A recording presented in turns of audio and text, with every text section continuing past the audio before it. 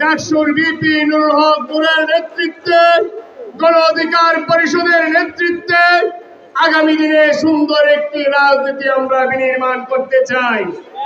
সংগ্রামী উপস্থিতি, দীর্ঘ 3টি নির্বাচনে আওয়ামী লীগ এদেশের মানুষের ভোটাধিকার হরণ করেছে।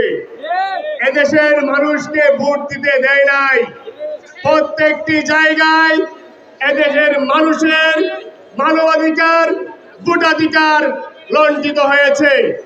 আপনারা দেখেছেন গতকালকে জাতীয় পার্টি তাদের অফিসের সামনে দিয়ে ছাত্র জনতার মিছিল নিয়ে যাওয়ার পথে সেখানে অতর্কিত হামলা চালিয়েছে। পরবর্তী সময়ে সেই বিপ্লবী ছাত্র জনতা প্রতিরোধের মধ্য দিয়ে সেই জাতীয় পার্টিকে সেখান থেকে বিতাড়িত করেছে।